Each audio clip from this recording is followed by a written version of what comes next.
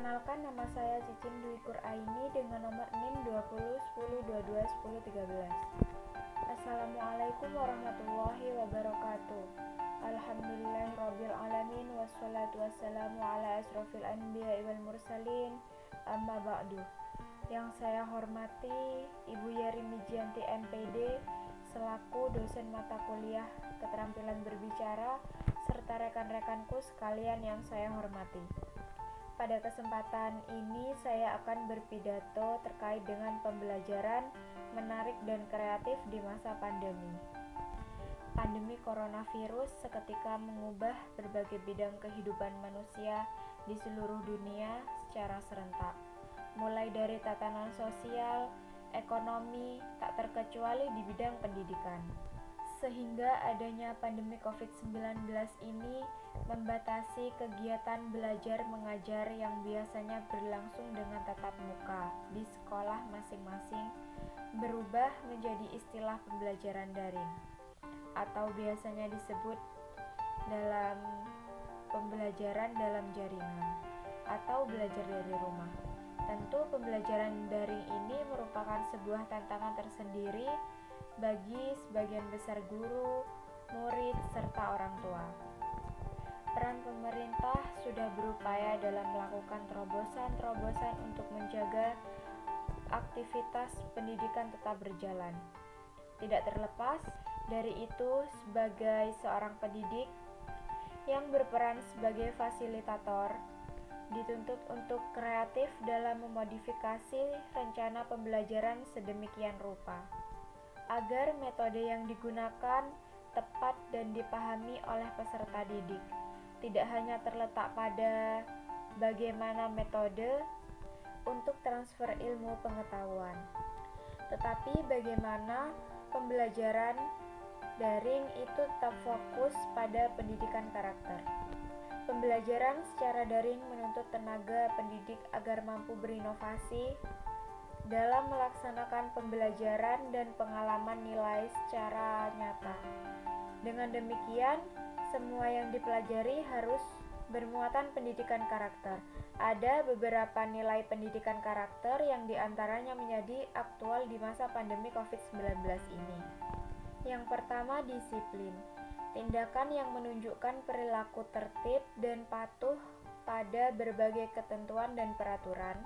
Dalam situasi pembelajaran tatap muka, peserta didik terbiasa untuk mematuhi peraturan dengan datang tepat waktu, memakai seragam sesuai dengan jadwal, dan tiba-tiba pada masa pandemi COVID-19, mereka belajar di rumah tanpa memakai seragam.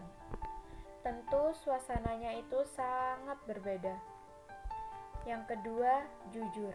Perilaku yang jujur pada upaya menjadinya diri sebagai orang yang selalu dipercaya dalam perkataan, tindakan, maupun dengan pekerjaan.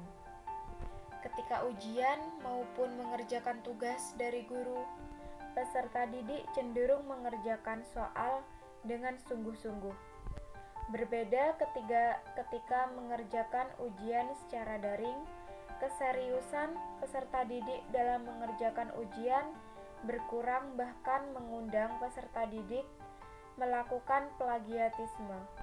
Karena tanpa pengawasan dari guru, meskipun orang tua mendampinginya dan mengawasinya, tentu pengawasan guru dan orang tua itu sangat berbeda.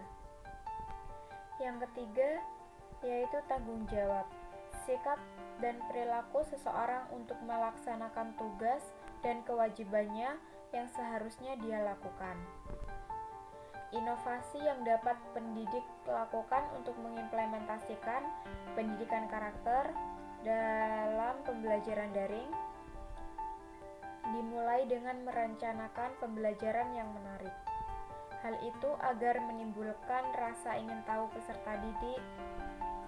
Selanjutnya, dalam pelaksanaannya, pendidik dapat mengimplementasikan kedisiplinan dengan menepati waktu pembelajaran daring ataupun saat pengumpulan tugas dan lain sebagainya. Metode-metode yang digunakan hendaknya multimetode. terutama yang menyentuh hati, karena sesungguhnya pendidikan karakter adalah mengelola hati. Guru memilih kompetensi dasar yang mengarahkan kepada pendidikan karakter. Misalnya lebih banyak tujuan pembelajaran yang mempengaruhi serta mengarah kepada ranah afektif dan psikomotorik.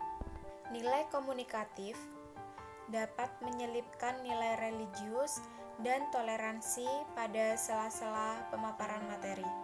Pendidik juga harus mengimplementasikan nilai, menghargai prestasi peserta didik, juga harus mengimplementasikan nilai menghargai atau bahkan barang jika ia mempunyai kelebihan dalam mengikuti pembelajaran daring yang telah berlangsung. Bentuk tanggung jawab ini bukan hanya sebatas penyelesaian tugas. Sekolah peserta didik juga dituntut tanggung jawab dengan keadaannya di lingkungan rumah serta sekolah. Tidak selesai sampai di situ saja, tanggung jawab dalam lingkungan sekitar juga sangat penting. Bagaimana bertanggung jawab sebagai anggota masyarakat? Demikian yang dapat saya sampaikan. Terima kasih atas segala perhatian. Mohon maaf atas segala kekurangannya. Terima kasih. Wassalamualaikum warahmatullahi wabarakatuh.